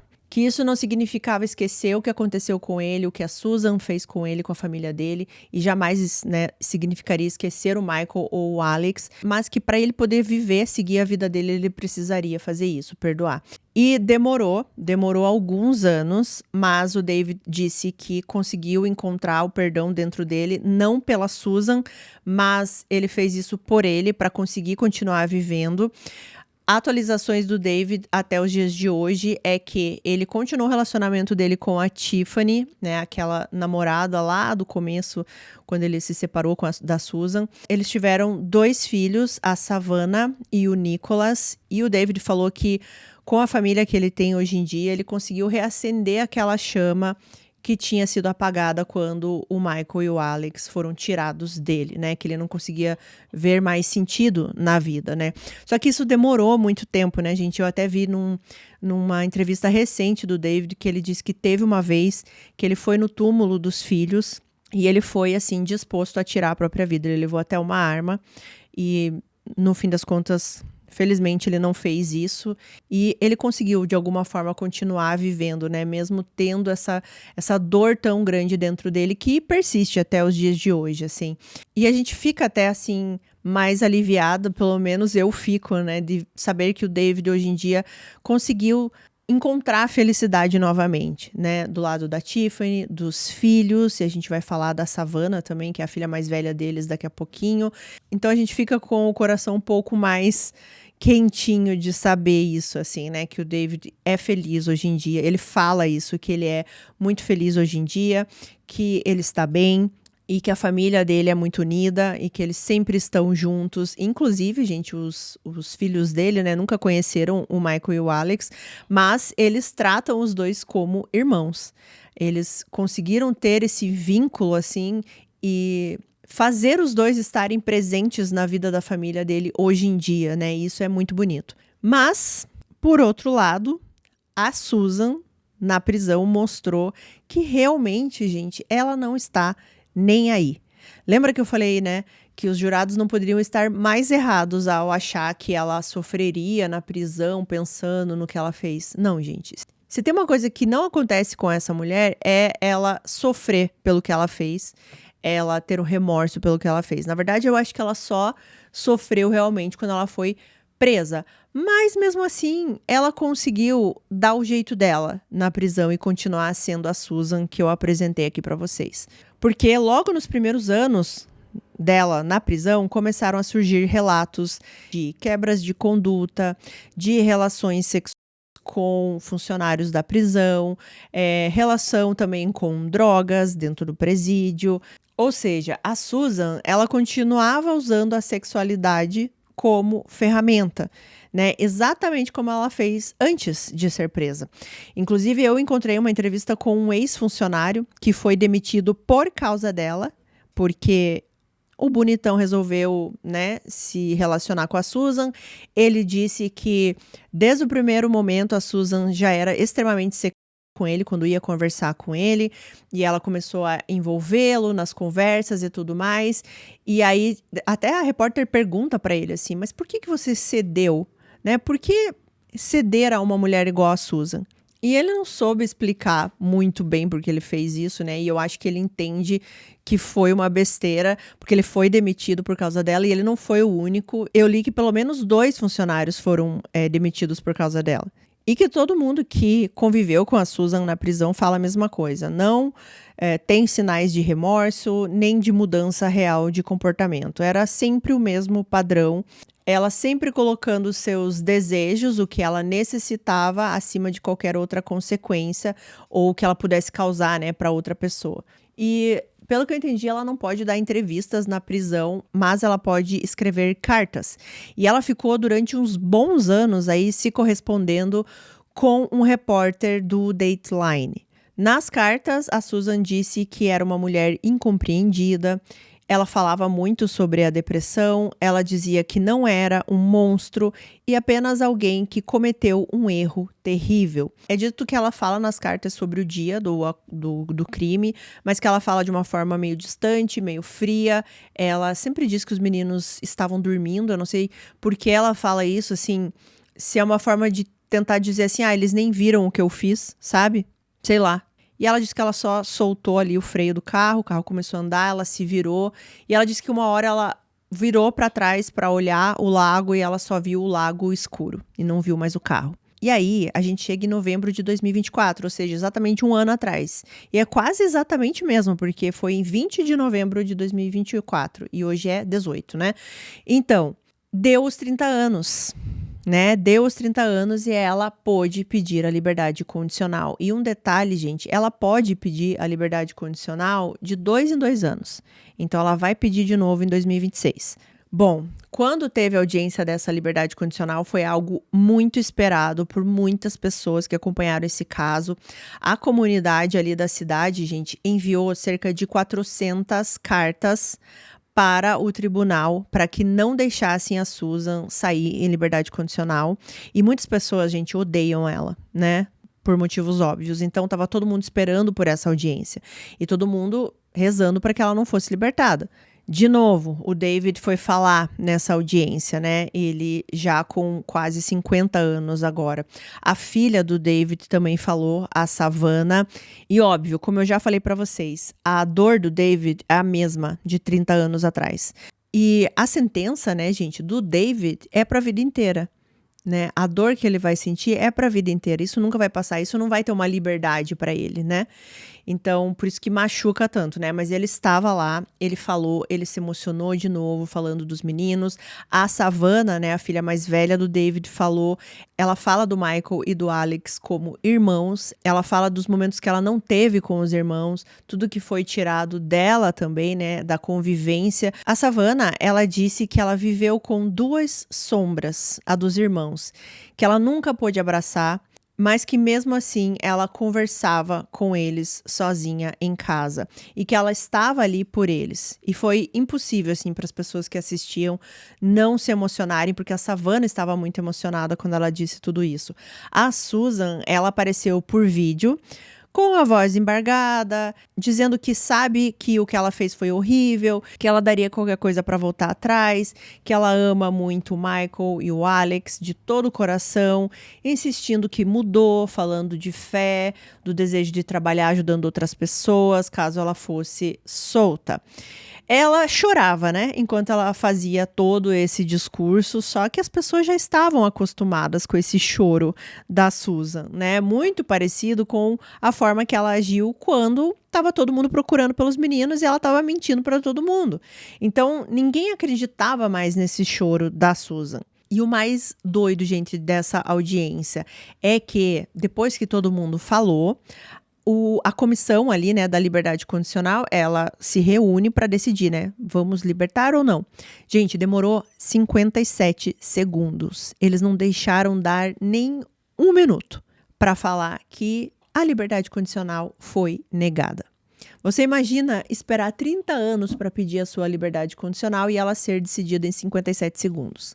Não que eu tenha achado ruim. O motivo para ela ter sido negada foi a gravidade incomparável do crime, o comportamento problemático da Susan na prisão, né, nesses 30 anos, a falta de remorso genuíno e o risco emocional para a comunidade. Como eu falei, ela poderá pedir de novo essa liberdade condicional agora em 2026, 2028, 2030, a cada 2 anos. Mas o David, a Savannah, a Tiffany, eles falaram que eles estarão lá todas as vezes, unidos e prontos para defender o Michael e o Alex, como uma família deve fazer.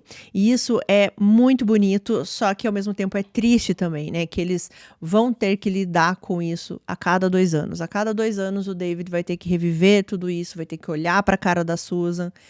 É difícil, mas eles falaram que eles estão prontos. E assim, eles nem titubearam quando perguntaram para eles, né? Assim, vocês estão prontos para fazer isso daqui 2 anos de novo? E eles falaram, sim, estamos prontos. E então, em 2026, teremos de novo mais uma audiência e resta a gente torcer para que de novo ela seja negada. E assim, gente, a gente vê vários tipos de caso, né, aqui no canal, vocês que assistem também em vários outros canais, documentários, a gente já viu vários tipos e sempre é muito triste, principalmente quando envolve familiares, né? Filhos tirando a vida de pais, o contrário, ou irmãos, enfim. Mas quando é a mãe tirando a vida do filho, eu não sei, gente. Para mim, sempre tem um peso maior, assim, sabe? Não que seja mais doloroso, mais triste, porque todos os casos são tristes, né? Mas assim, o significado de mãe, gente, é tão, tão especial, assim, tanto que muitas mulheres, gente, sonham com isso. É o sonho da vida. E elas não conseguem ter filhos, né? Tentam, passam a vida querendo essa bênção e não conseguem. E aí a gente vê uma mulher como a Susan, que teve 2 anjinhos lindos, maravilhosos, felizes, saudáveis, e ela faz o que ela fez. Como uma mãe escolhe esse caminho, assim, é algo muito inconcebível para mim. E é o que eu falei para vocês aí no meio do vídeo, né? Que ela colocou a necessidade dela, o prazer dela, em cima da vida dos filhos. E ela fala, né, gente, que ela não queria ter essa imagem de uma mãe ruim, por isso que ela não abandonou os filhos com o pai. Pois bem, hoje em dia ela tem essa imagem de uma mãe ruim e também de uma assassina. Sobre o David, né? Como eu vi entrevistas dele mais recentes aí por causa dessa audiência de liberdade condicional, então dá pra ver assim o quanto ele ainda sofre, o quanto ele tem esse luto, mas o quanto ele é forte também, o quanto ele é sensível quando ele fala dos filhos. Ele se emociona muito ao contar um encontro que ele teve com uma senhorinha de idade. Essa senhorinha era da cidade lá de Union e participou das buscas e tudo mais, né? E ela disse que lá naquela época ela guardou uma foto dos meninos preto e branco, assim, de jornal. E ela contou pro David, agora, 30 anos depois, que até hoje ela reza pelos meninos e que a foto do Michael e do Alex está na geladeira dela junto com as fotos dos familiares dela. Então ela considera como família, como se ela também tivesse perdido alguém da família. E ela conta isso para o David, né, e falando que ela nunca esqueceu dos meninos, né, e que ela reza por eles. E é nisso que o David se apega, né, que o Alex e o Michael, de certa forma, eles continuam vivendo na memória dessas pessoas, e não só dos familiares ali dele, né, mas de muitas pessoas que viveram esse caso, pessoas que conheceram esse caso depois, né, não sei quantos de vocês aqui já conheciam esse caso, quantos de vocês estão conhecendo hoje. Mas essa imagem dos dois juntos, né, essa foto que é a mais famosa dos dois aqui, fica na nossa lembrança, né, e é dessa forma que a gente faz com que eles continuem vivendo e sendo lembrados, e o David diz que isso faz ele se sentir muito bem, faz ele não se sentir sozinho, né, nessa dor e nessas lembranças. Inclusive, gente, agora eu lembrei de uma coisa que eu vi em um dos documentários, que o David, durante um bom tempo, ele meio que perdeu as memórias dos filhos, vocês acreditam? E um psicólogo disse que era normal isso, que é meio que um mecanismo de defesa do cérebro. Quando é algo muito doloroso, o cérebro meio que pega todas essas lembranças e, vamos dizer assim, coloca numa caixa e guarda, sabe? E aí o psicólogo disse pra ele que essas memórias iam retornar aos poucos, né, conforme os anos fossem se passando. Porque o David, quando ele deu essa entrevista, era logo depois que aconteceu, assim, talvez 2 anos depois que aconteceu. E ele falou realmente, assim, que tinham várias coisas que ele não lembrava dos filhos, que as pessoas falavam e ele não lembrava. Ele falou que às vezes ele escutava uma música e aí ele tinha essa sensação que a música tinha alguma coisa a ver com o Michael e com o Alex, mas ele não conseguia lembrar por quê. Às vezes ele lembrava de um cenário, mas não lembrava, assim, de toda a lembrança, sabe? Com os filhos juntos. Pra vocês verem, gente, como foi forte o que ele viveu, né? A ponto do cérebro fazer esse mecanismo de defesa de guardar essas lembranças pra ele ir recuperando aos poucos, né?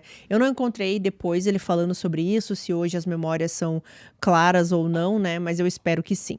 E é impossível, né, gente, quando a gente fala desse caso, principalmente quando a gente sabe tudo o que aconteceu, não tem como a gente não ficar pensando nos últimos momentos do Michael e do Alex.